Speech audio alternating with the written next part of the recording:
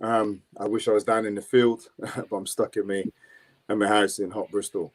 Um, just a few things. First off, we know the nature of the world we're in. Unprecedented levels of inequality. In the UK, we're one of the most socially immobile countries in the OECD. There's two sides to that. It doesn't just mean that people from poor backgrounds don't get the opportunity to ascend in line with their talents and abilities. It also means that people that are less than adequate don't come down and end up in positions of power and leadership in the UK as well. We need to remember that when we look at the leadership in the country. We have hungry children, 1 in 5 children in my city at risk of hunger in a world of plenty, while 2 billionaires have a space race. So we can see the perversity, and in many ways, power and the hierarchy that we are contending with actually transcends politics and transcends our national boundaries as well. I'll quote Malcolm X again later, but one of my favorite quotes from Malcolm X is that this is not simply about black and white. It was about black and white, but not simply about black and white, right?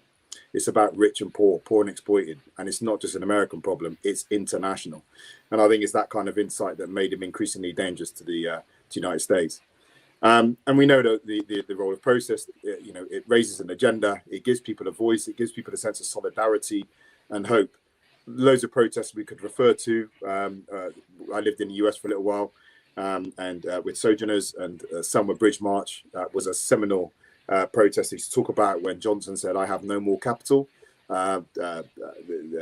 SLCL then organised the Summer Bridge March and created the political capital for the Voting Rights Act 65. We also have in Bristol, I should bring attention to the Bristol bus boycott, went unappreciated for such a long time.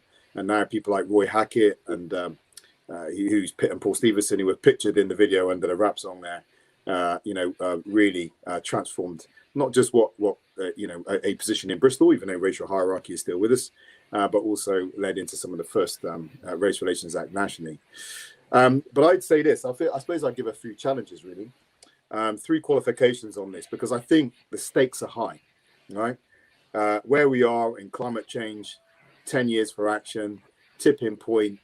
I think we are a lot more fragile as a society, as many people think. People think that just because we've progressed and we're in the year 2021, certain things can't happen anymore, and they do. Look at the response on England football team. And the saddest thing was that didn't surprise me and many others.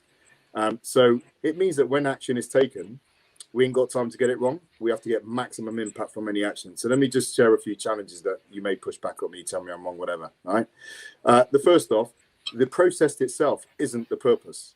The cause that the purpose is, that the protest is pointed at, is the purpose. And I think there is sometimes a danger, and I think I've seen it in Bristol, whereby people get caught up in actually having a demo and a protest, and sometimes lose sight of the reason they're having the demo and the action. There are a whole number of dangers to that. One of the dangers is that actually the protest itself can end up replicating many of the social hierarchies that they claim to be fighting against. And look, I'm going to be very personal here. Just like Rosa, I'm a mixed race guy. Grew up, spent time in a refuge, and I've got kids who went to private school shouting at me about neoliberalism. And I say, hold on a minute. We can build an alliance, but you have to have some self-awareness. And the alliance is what we're after, right? So we have that with the democratic mandate big enough to drive through the scale and pace of change we need. And just being on a demo is not the qualification, right? It's the cause. The second thing, I think there is a conversation to be had about the relationship between protest and between elected politics. I must admit, I won't say who, but I've been quite demoralized when I look back at my own journey and heard people just casually dismiss electoral politics. So it led me to dismiss electoral politics from my background for many years. And actually, if the whole system works for you, you don't need electoral politics to work for you, right? Because the whole system works for you. It doesn't matter who's in government, because legislation don't make any difference, because you've got a lot of personal resource. If you're in that position, more power to you. You've got a lot of resource at your disposal. But people from backgrounds like mine do need electoral politics to work for them, because policy matters. It makes a difference. Children's centres matters. Policies around child poverty matters, and hunger, and then housing policy matters. So it's really important. And I'm minded of a relationship between Malcolm X and Martin Luther King that I was really pleased was included in the film Selma, when essentially Malcolm X said to Coretta Scott King, and remember the dynamics, is King some kind of Uncle Tom versus Malcolm X the radical. And Malcolm X said to Coretta Scott King, I don't hate your husband, but they know if they don't deal with me, they got to deal. If they don't deal with him, they got to deal with me. And there's a role that protests can play in making it possible for elected politicians to be more radical, right? Because they offer a palatable valve. And certainly King went from being seen as a most dangerous man in America to be seen, we better deal with this guy because we've got some stuff, some more challenging stuff waiting in the wings if we don't. Didn't get everything, didn't solve racism, but there's a dynamic to be exploited there. And I think sometimes we miss that. The third thing I say is that protest has to be strategically minded. I've said a number of times, if you read Sun Tzu, he says successful generals know they've won the battle before they engage in the battle. Now, you can't do that every time. Sometimes you just have to roll the dice.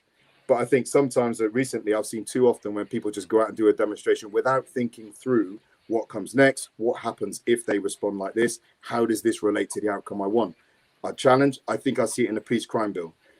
It's just gone through, won by 100 votes. The conversation on Bristol is not about the police crime bill. It's about police violence. That's not what it was actually about in the first instance. It was about the bill, and that wasn't defeated. So I think there has to be clear conversations about strategy and how it's going to work, how it relates to electoral politics, and has to remain focused on the cause. We haven't got time to engage in actions that don't produce results at this moment in world history. So, you push me back, and maybe wrong, but just some of my reflections. Thanks.